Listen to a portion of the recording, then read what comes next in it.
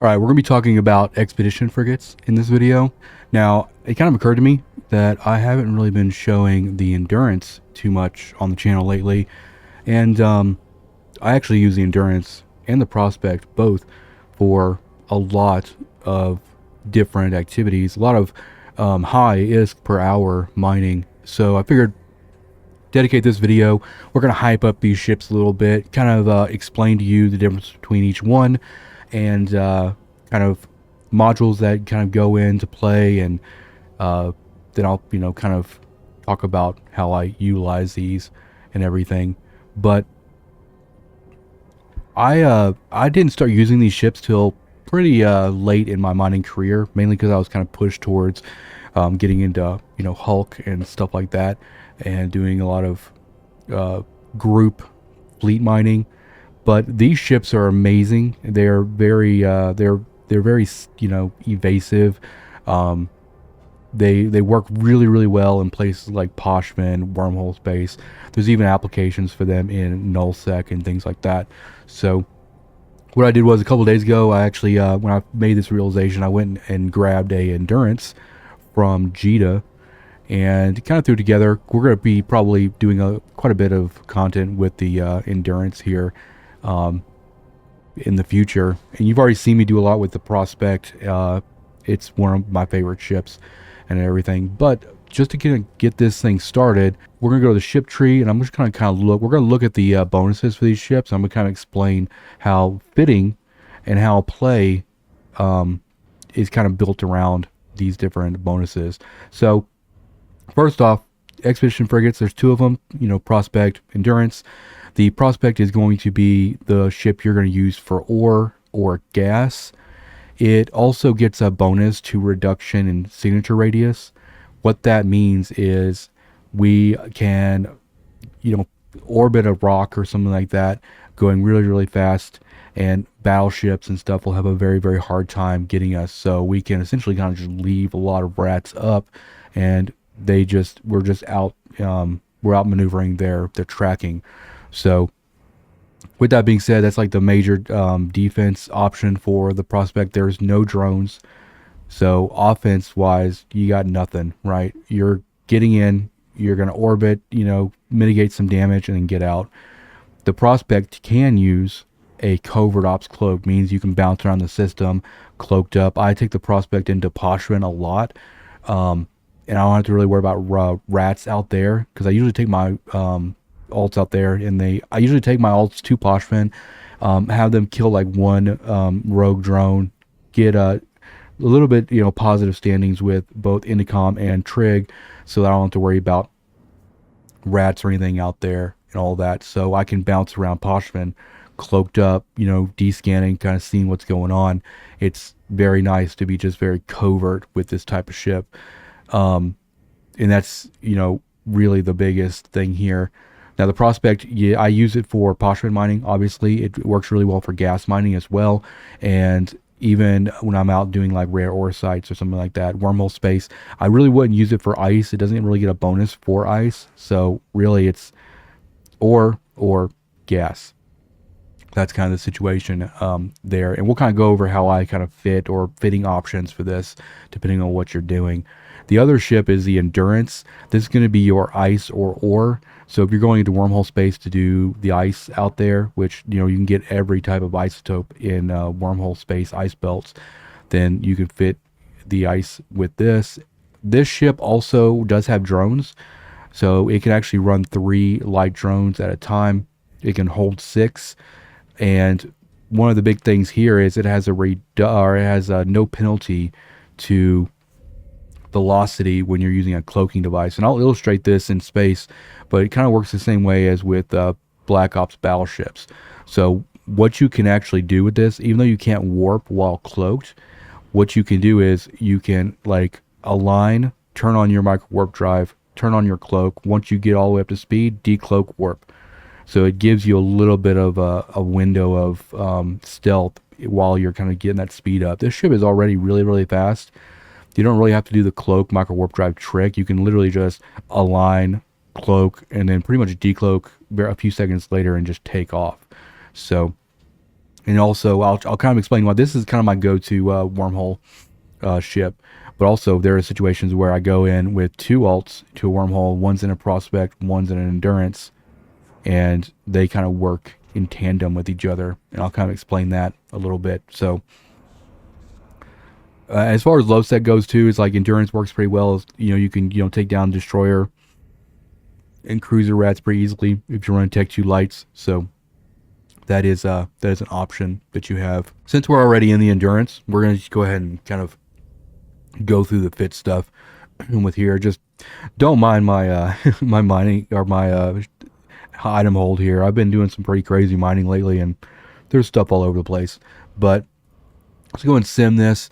So the endurance can only hold one. It can only actually use one miner laser, but it has the yield that like the prospect has two, and so it just kind of combines it into one. I usually get about 5 and some change cubic meters a second per miner 2 on the prospect, and this one mining laser on this one gets me about 10. So it's roughly the same. So you're not really losing out only having one laser here.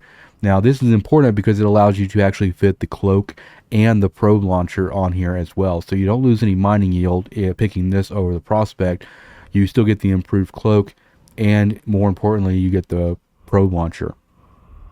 That's why I take this one into wormhole space, because I'm able to, scan down wormholes, scan down anomalies, and do what you gotta do. You don't necessarily need these overclocking units. I just had them on this fit. I usually try to run rigless on this. You can actually run both of these ships rigless, put them into a blockade runner, and kind of go where you need to go and pop them up. And that's if you have docking. You might not have that option like Poshman. If you don't have the standings to actually fit ships, you kind of need to go there with everything kind of ready to go. But usually I'm running sensor booster 2s with ECCM scripts in them. The big benefit, and your survivability will go way, way up if you use these, because if you're out doing anything in wormhole space, gas mining, ore mining, whatever, even in Poshman, the dual sensor boosters and the ECCM scripts will make it very, very difficult for somebody to scan you down. So they can obviously kind of get a rough idea of where you're at, and then they can scan down like the gas site and get to you. But we're just making ourselves a little bit tougher to show up on that scan.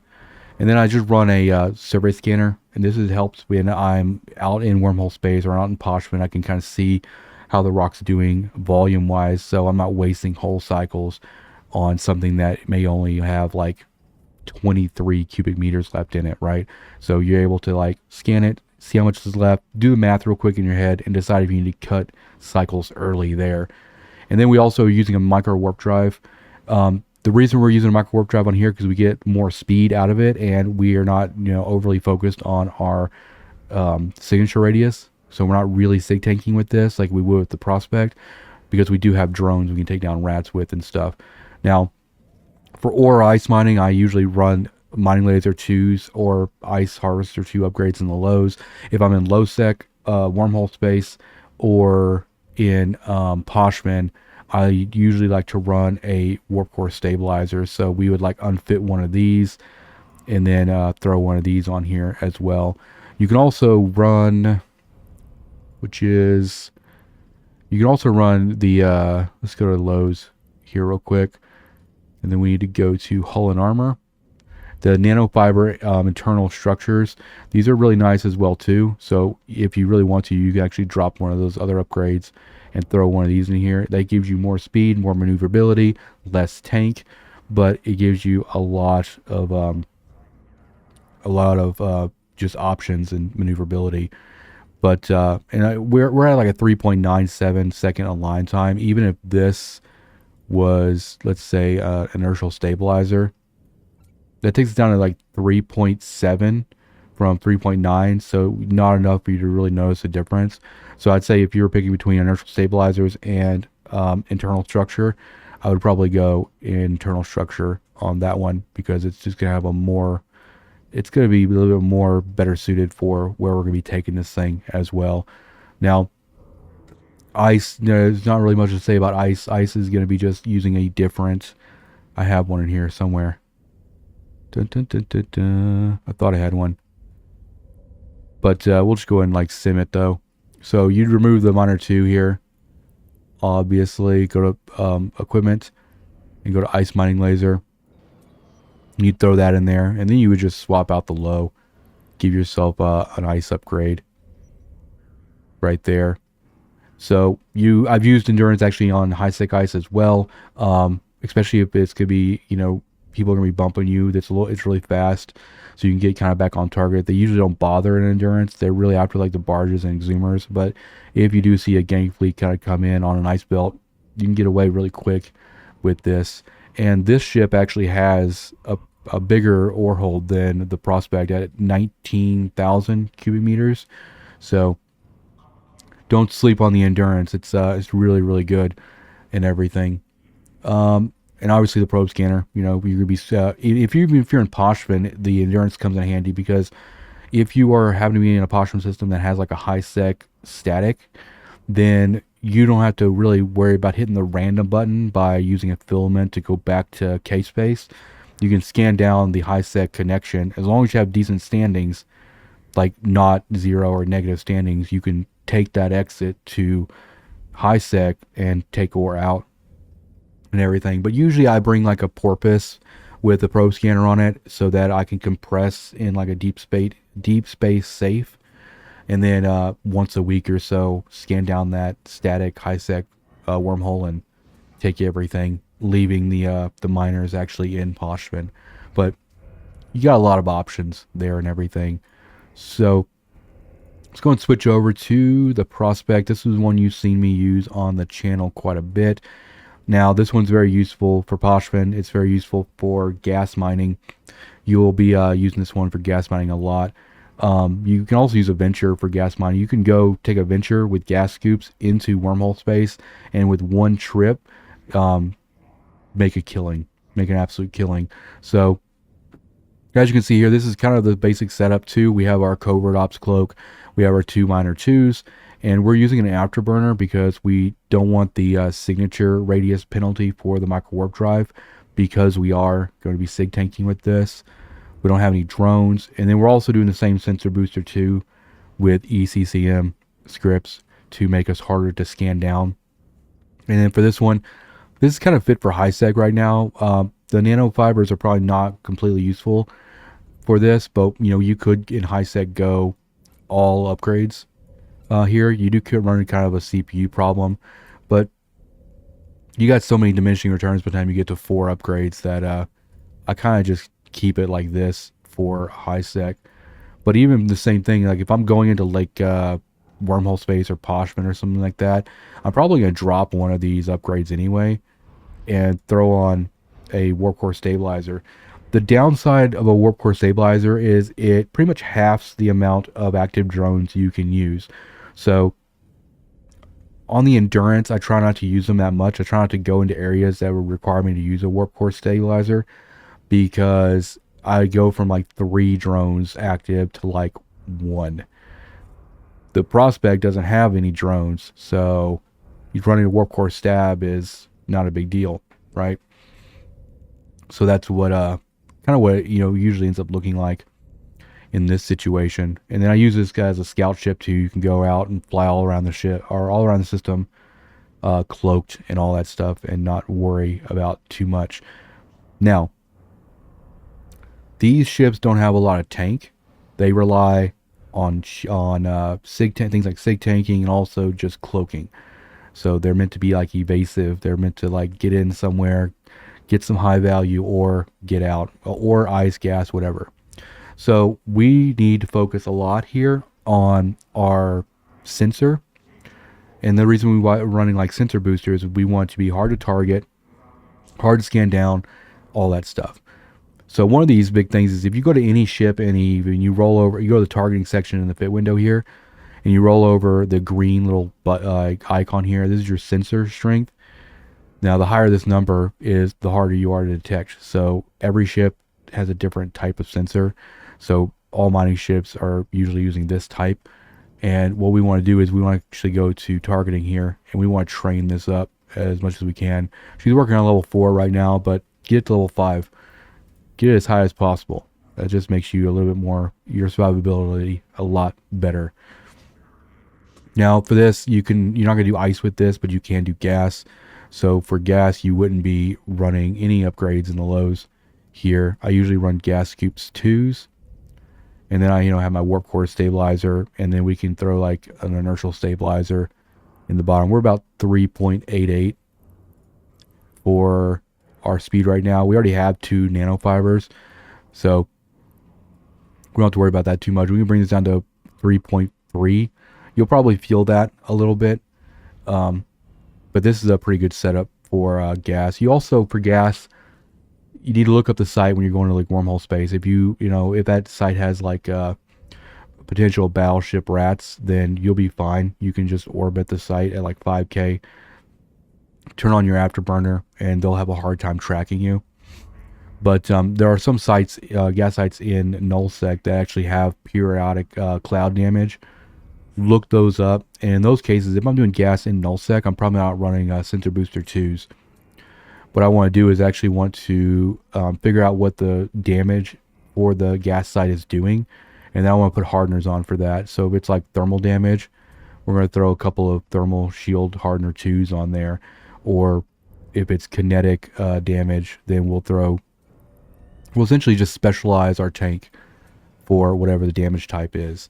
But if in wormhole space, it's just almost always better to run the sensor boosters in that regard. Now you can also run crystals with these ships as well. So let's go ahead and drop all this stuff off. Now what you need is this modulated deep core miner 2, and these are what allow you to run any of the crystals like you normally on a barge or an exhumer. So I'm usually doing, like, you can do Mercoxis on this. Probably wouldn't run type B2s, probably run type A's for Merc. But as you can see here, let you run crystals there. And if we just do like a really quick, let's do a quick cross comparison between the decors and just the regular miner 2s. So as you can see here, the miner 2 is going to get us 5.8 cubic meters a second. And then let's go ahead and throw a simple type B2 in here. This will get us 8.7. So normally the deep cores actually have low, on the barges and stuff, have lower yield because you have to use those for Mercoxis crystals. But the barges and exhumers also have just regular modulated strip miners. So that's the Tech 2 version, right? That would be like the Miner 2 version, essentially. But for these ships and the Venture, you have to use the deep core, the modulated deep core mining laser to run the crystals. And so this is how I would set up if I was going to run like crystals. But Mercoxis, I'd be running like type A2s. You get about 7. You get about 14 cubic meters a second if you're doing Mercoxis with this. With that being said, let's go back over to the endurance because we didn't really cover the modulated deeps on this ship. But same thing, you can run them here as well, but just kind of compare the yield here a little bit. So we'll go back over to simple type B2s with this. So about 15.2. So it's about probably about 5 cubic meters more a second running this compared to just regular miner 2s. It does add a little value to your overall fit. And then if we go to Mercoxit type A2s, then 12.1, right?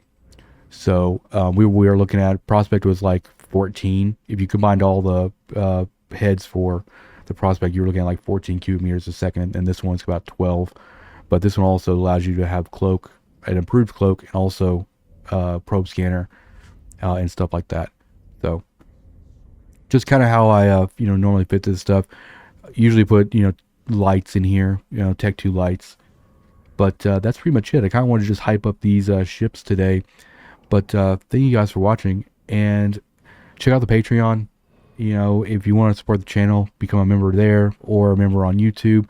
YouTube members have early access to all videos. There's quite a bit up right now for early access. But other than that, hit that subscribe button if you haven't. Hit the like button. Leave a comment down below if you have any questions or anything like that. And I'll see you in the next one. Peace out.